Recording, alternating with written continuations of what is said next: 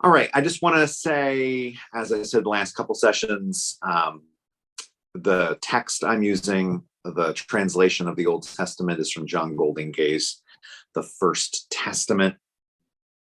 And I'm drawing heavily on Aviva Gottlieb Zornberg's The Particulars of Rapture, not on everything, but on some of the interpretive. And if you are interested in this topic, her book on this is just remarkable. So I would recommend it. I want to say one other thing before I jump in. So I think I confused some people last week. What I've sort of planned is I'm going to go through the text of Exodus, and I'm going to try and draw out the words, the phrases, the meanings, some of the stuff that's going on in the actual text. But then I'll also be bringing up some things that others have said about the text or about the story. For example, last week I talked about a medieval Jewish rabbi who said that he thought that the Israelites sort of brought their enslavement on themselves because they forgot who they were and they assimilated into the culture.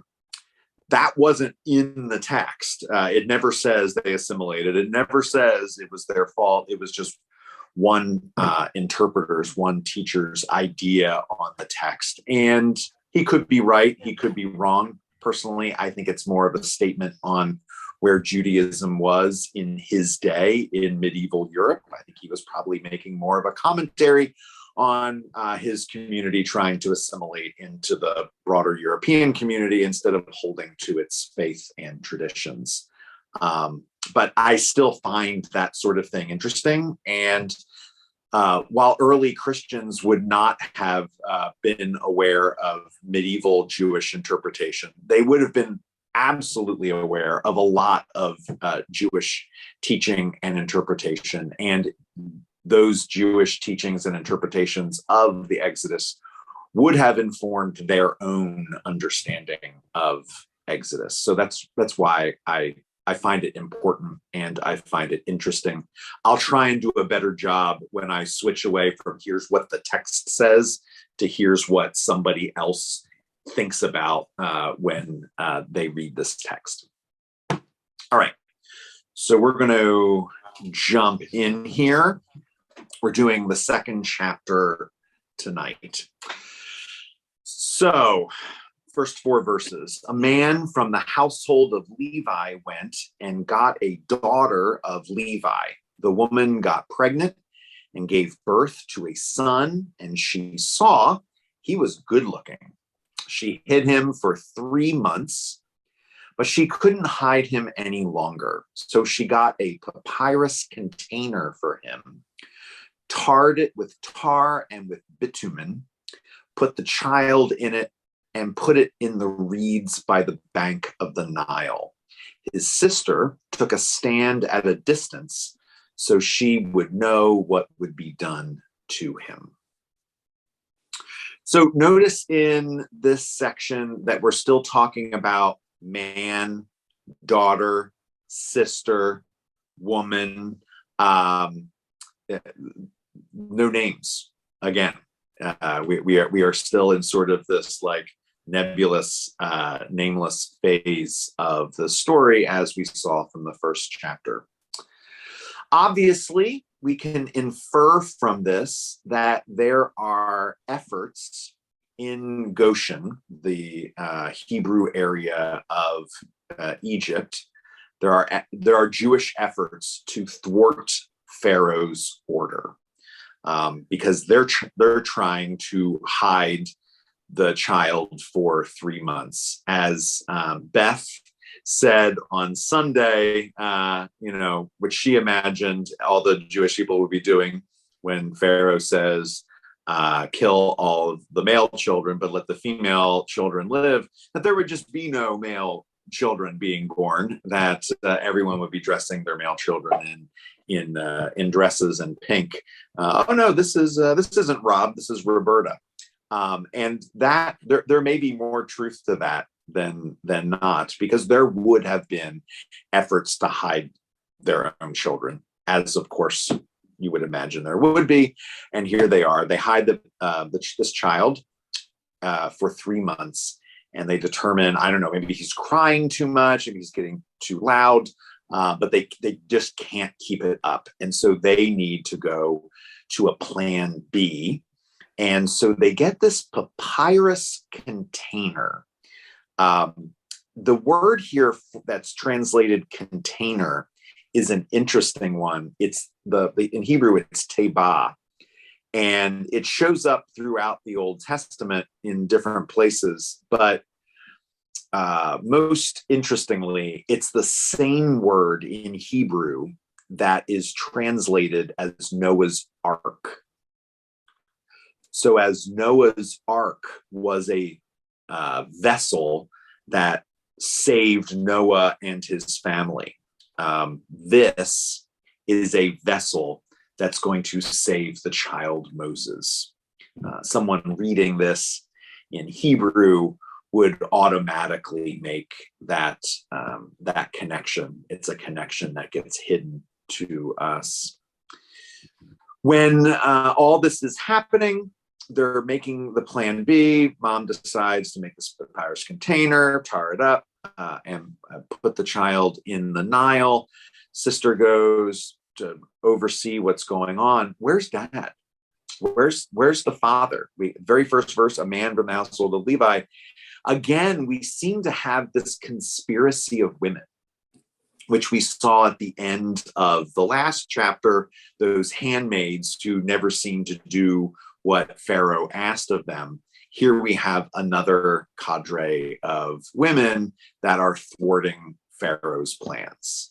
This is all of a sudden becoming a theme in the early chapters of Exodus, that the women are rising up against Pharaoh.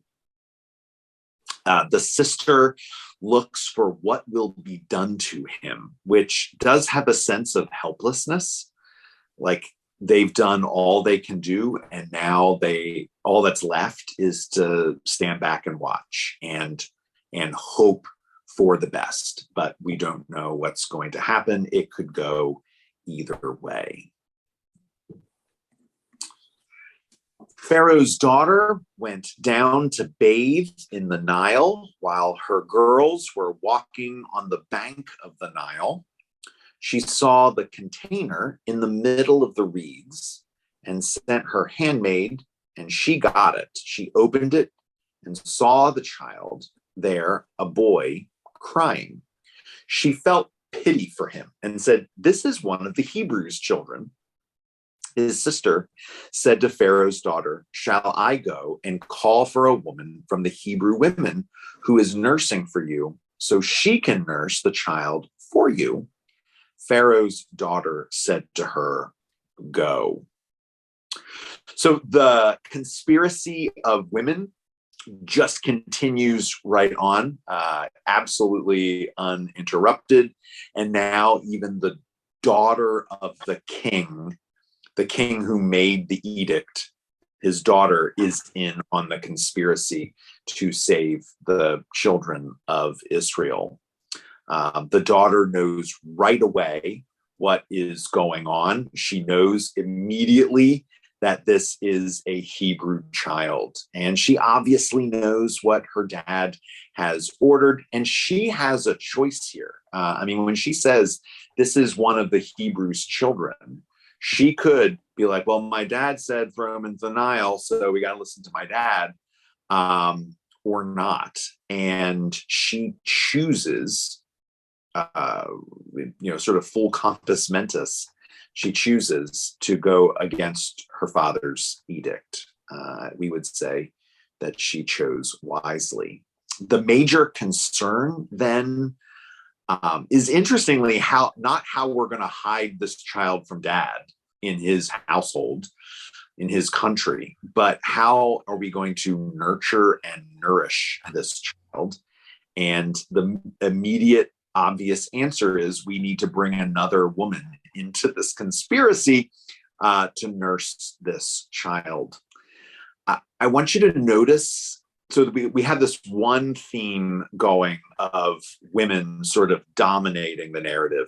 The other theme that we talked about last week is that there's this constant reference to seeing. We saw it in the last few verses. The child's sister stays at the riverbank to see what will happen. Pharaoh's daughter sees the container. She opens it and she sees that it is a Hebrew boy. Right now in the story, it's human beings that are doing the seeing, but we're going to see that this watching, this seeing, this beholding is going to move from the human realm into the divine realm. The girl went and called for the child's mother. Pharaoh's daughter said to her, "Take this child and nurse him for me. I myself will give you your wages." So the woman took the child and nursed him, and the child grew up. Then she brought him to Pharaoh's daughter, and he became her son. She named him Moshe, or Moses. She said, "Because I pulled him out, Masha, from the water." The child's sister, Moses' sister, stood on the banks watching to see how things would turn out. And turns out things worked out for the best. The child's mother, sort of miracle of miracles, ends up being the one to nurse her own child on the princess's behalf. And mom is even paid for her work. The people of Israel are enslaved. They are working for no pay.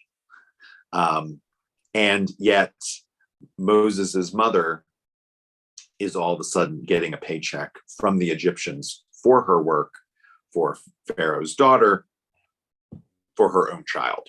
It's kind of amazing. So Moses, we got to talk about Moses's name, and I forget how much we did of this when we had the book study a few summers ago with the synagogue on Moses. But the name Moses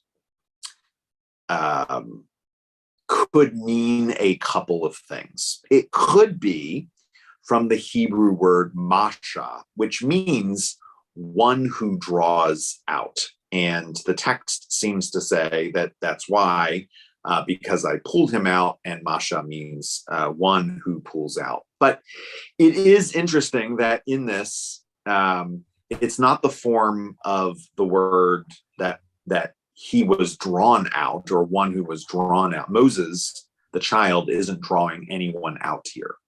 But there's something about drawing, maybe. Moses, and if you read any commentary on the book of Exodus, this will be like a 5 to 10 page topic, is that Moses would have been a very typical Egyptian name as well. There's this class of names that are called theophoric names. I talked about this in a sermon a couple of weeks ago. Like anytime you see L on the end of a word, like Michael or Gabriel, it means of God. In Egyptian, MS or MSI always means son of. And so the Egyptian named Amos means the son of Ah, who was their moon god. Tutmos means the son of Thoth. Ramesses, we have an M and an S right next to each other, means son of Ra. There was a Tammuz and there was a Ramos. So we have a Moses, but it appears that if it's Egyptian, it is only son of. there's no Egyptian god's name on the other end of the name. It's just like his name is son of. There were some basic Egyptian names built off of Mose. There was a Mose, there was a Messi, there was a Mess, all with those, that M and the S, and those names are found in New Kingdom documents from archaeologists. It could be that future Hebrews didn't know this about the Egyptian language, and so they supposed that Moshe came from the Hebrew for drawn out. There is also, and people who comment on this have a grand time with this, that there's an element that's sort of baked right into his name that says we don't know who he is. Like, he doesn't know who he is. Is he a Hebrew with an Egyptian name? Is he Egyptian with the Hebrew name? Is he a son of? Well, who's he son of? His name is has so much mystery surrounding it that it sort of fits right in to the rest of the story. Aviva Gottlieb Zornberg, when she writes her book on Moses, which we did a couple summers ago, most of her book was about Moses figuring out who he is. And so, at the end of this, we might want to discuss, how do we know who we are? What makes us who we are? Who are you? All right. During that time, Moses grew up, and he went out to his brothers and saw their labors. He saw an Egyptian man striking down a Hebrew man, one of his brothers. He turned his face this way and that, saw that there was no one, and struck down the Egyptian and hid him in the sand. He went out the next day, and there 2 Hebrew men were fighting. He said to the one in the wrong, "Why do you strike down your neighbor?"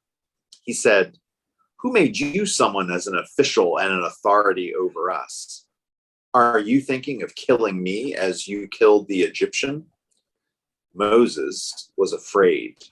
He says, "Then this thing has become known." So Moses goes out and he sees the labors of his people. He sees an Egyptian man striking down a Hebrew. He saw that no one was around. The theme of seeing continues. You'll notice that this story, and this is true basically of the entire Exodus narrative, which is far more than what we're going to get to in this study. The Exodus narrative that goes from the beginning of Exodus to the end of Deuteronomy.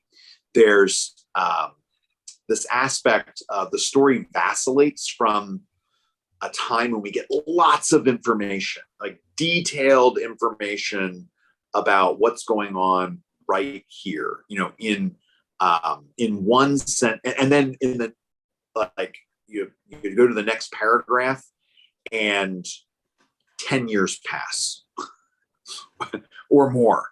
And we get no detail for all of this time. In one sentence here, we see Moses looking this way and that way. And in the prior sentence, it appears that decades have passed instantly. And so time moves in a funny way in the Exodus narrative. Because, just in the last paragraph, Moses was a little baby in a basket, 3 months old. And now he's old enough that he can go out and he can defend his Hebrew brother by striking down an Egyptian.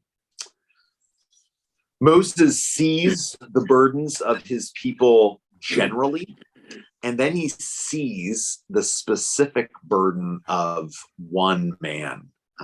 He sees the horrors of general injustice and enslavement, and then he sees it in granular detail.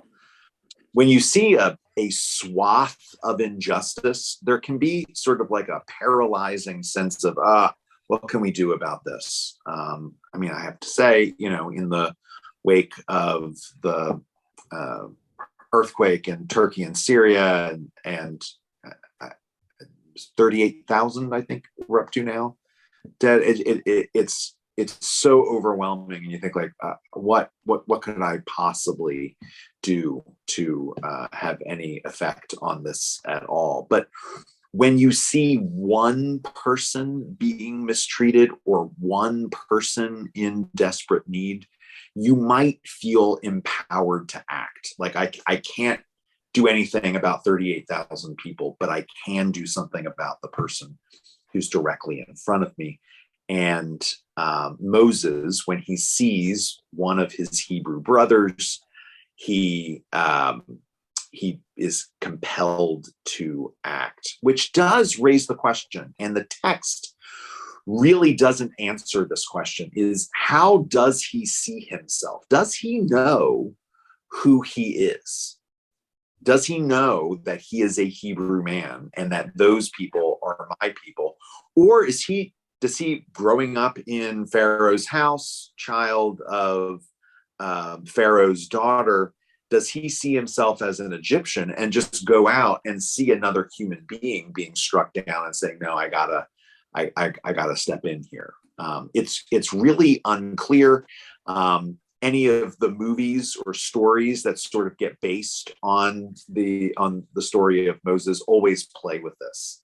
And who does Moses know who he is or not, and how does he come to realization of who he is? Moses kills this Egyptian man. This is a seminal moment in his life. His life is going in one direction, and that action completely sends his life in a different direction. He goes out the next day, probably assuming that he's buried the guy in the sand, which is really grim. He probably assumes that, like, no one saw me, and the guy's in the sand, and so I'm in the clear. But when he goes to break up a fight, they know who he is, and they know what he's done. And they sort of taunt him. That taunt, like, who set you over us, is a theme that will be picked up later when Moses is set over them. Moses is the leader of the Israelites, called by God to this station, and the people in the wilderness are constantly questioning his authority. Like, why are you doing this? Why did you bring us out here into the wilderness to die? We had it so good in Egypt. If you had just left us there, we would have been fat and happy. And so this is just a little foreshadowing of that. When Moses says, then the thing has become known, those are the first words of Moses that we hear. First time we hear his voice. And it's not something good. They are words of fear, words of trepidation, and that are going to set his life off in a different course. One of the things we could discuss, and I did not put the question in there, but did Moses, when he defended the Hebrew man and killed the Egyptian, did he do the right thing? It's an interesting question there, morally, ethically. All right, Exodus 2:15. And Pharaoh heard about this thing and sought to kill Moses. But Moses took flight from before Pharaoh and lived in the country of Midian. He lived by a well. And this is where I say that, like, his life is going in one direction, and then all of a sudden, in one sentence, he's probably living in a palace, and in Pharaoh's court. And in the next sentence, his life is threatened. And in the following sentence, he's living by a well. When you go from palace to well, that is quite a move. Oh, there's the question. I put it in the wrong place. Did Moses do the right thing? All right. Now, a Midianite priest had 7 daughters. They came and drew and filled the troughs to water their father's flock. But shepherds came and drove them away. Moses got up and delivered them and watered their flock. They came to Reuel, their father, and he said, "How have you been so quick in coming today?" They said, "An Egyptian man rescued us from the hand of the shepherds. He actually drew water for us as well and watered the flock." He said to his daughters, "So where is he? Why did you abandon the man? Call him so he can eat a meal." Moses resolved to live with the man, and he gave Zipporah, his daughter, to Moses. She gave birth to a son, and he named him Gershom, because he said, "I've become a resident or a foreigner," ger, in a foreign country. The meeting of a man and a woman by a well is a standard biblical scene. You can probably think about lots of wells that people met around. Even Jesus in the New Testament meets a woman by a well, generally, not in Jesus's case, but generally when a man and a woman meet at a well in the Bible, you can sort of know that love is in the air. A relationship is about to flourish. Notice what Moses does here. He draws water for them. What might his name mean in Hebrew? He who draws out. So maybe here is where Moses fulfills some of the Hebrew meaning of his name. It's a possibility. We don't know for sure. Again, this is a standard biblical thing to do. For a man to draw water for women. He protects the women. They're being assaulted by the shepherds. He drives them away. He could have just driven the shepherds away and said, "Ladies, have at it." But he goes like a good chivalrous man and gets the water for the women and waters their flocks. And he's a fine, upstanding human being here. So the daughters, because all the work is done for them, they get back faster than their father expected them to. And they ask, he asks what happened. And they say, "This Egyptian has helped us." Notice, we're not sure. It's an open question as to what Moses thinks he is. But the women think he's Egyptian, which tells you something about how he might be dressing, how he might be talking, how he might be carrying himself. Even if he doesn't know who he is, other people assume that he is an Egyptian. Again, time moves really quickly here. Moses goes from eating a meal in their home to deciding to live with them, to marrying one of his daughters, all in one sentence, which is pretty good. Their son's name, Gershom, reflects Moses' status among the Midianites. Moses is a foreigner in a foreign land. They might, obviously at this point, they don't know exactly how foreign he is, that he's not even an Egyptian, that he's he's from a people they haven't even heard of. That's how foreign he is. And it's interesting to note that Moses goes to live with and is married into the family of a pagan priest. His father-in-law is a Midianite priest. That would not have been a monotheistic faith. This is not some sect of Israel. This would have been one of the many pagan sort of wilderness tribes that would have been in the Sinai wilderness. During that time, the king of Egypt died, and the Israelites groaned because of their servitude. They cried out, and their cry for help because of their servitude went up to God.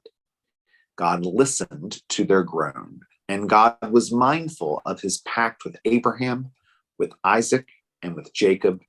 God saw the Israelites. God acknowledged it. There are 4 different words here for cry. There's in this translation, there's groaned, cry out, cry, and groan.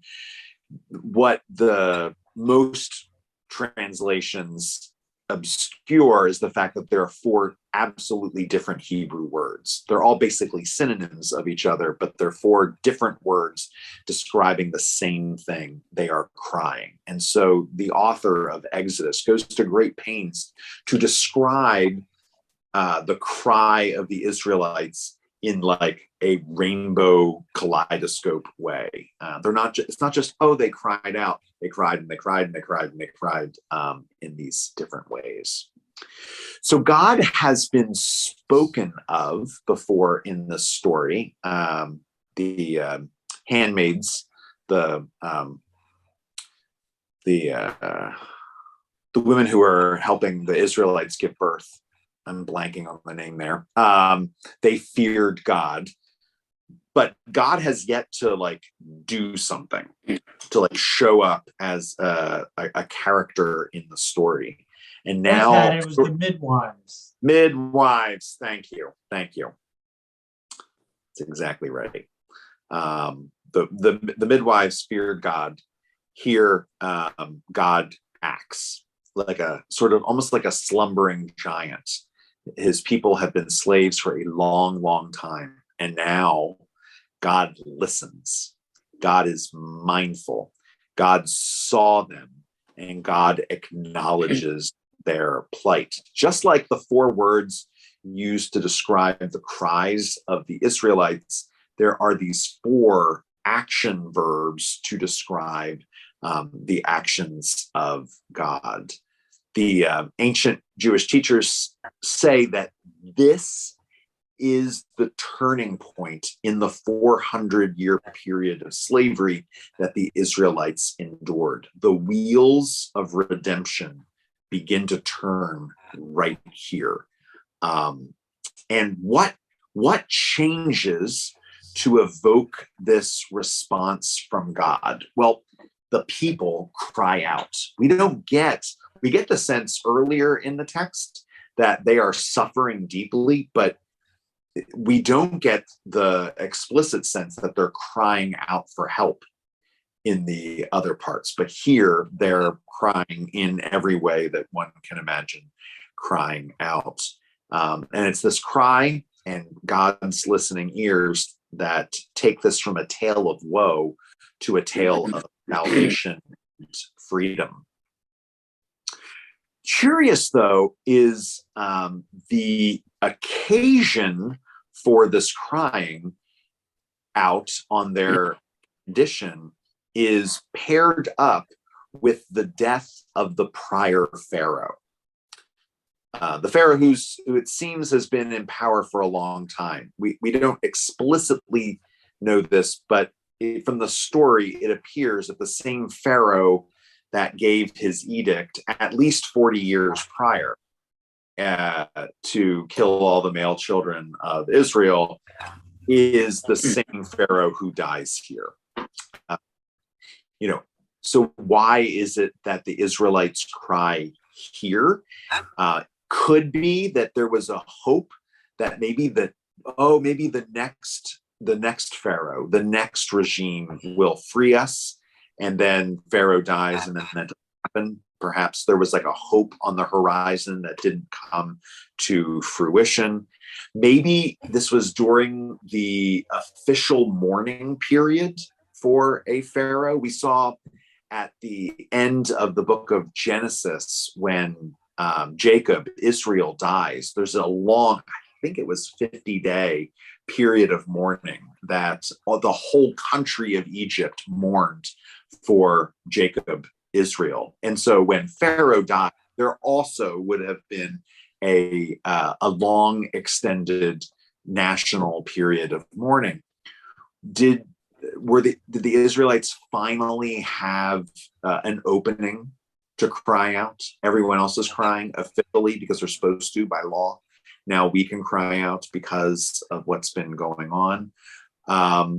Or were they just, nose to the grindstone for 400 years without even like lifting up their heads to realize how bad it was? Did they finally wake up to their own plight? And this is where we could sort of pull in a couple of other threads. Does this cry tell us that they finally remember who they are? Do they like everyone else is seeing? Do they finally see their own situation?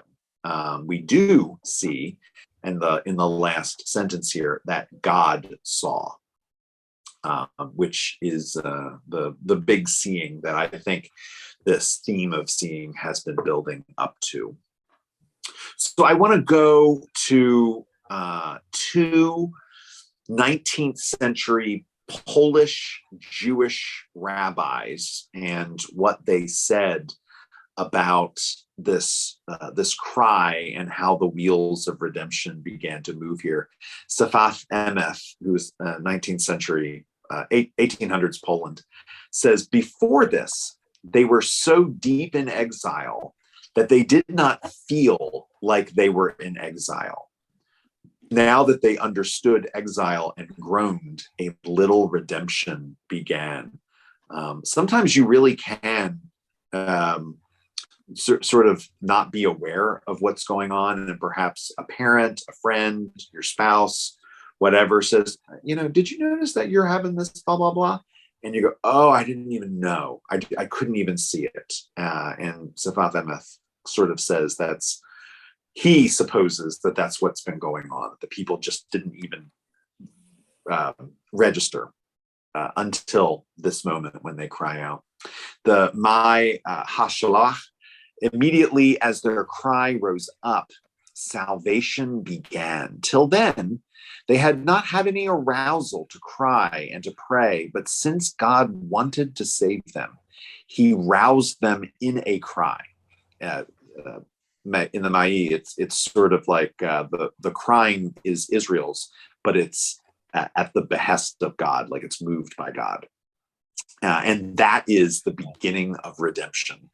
For before God wants to save, one does not see one's own lack. One is aware of what one has not. But when God wants to save, he shows one the root of one's lack, so that one sees that all the complexity of one's needs is rooted in this basic lack.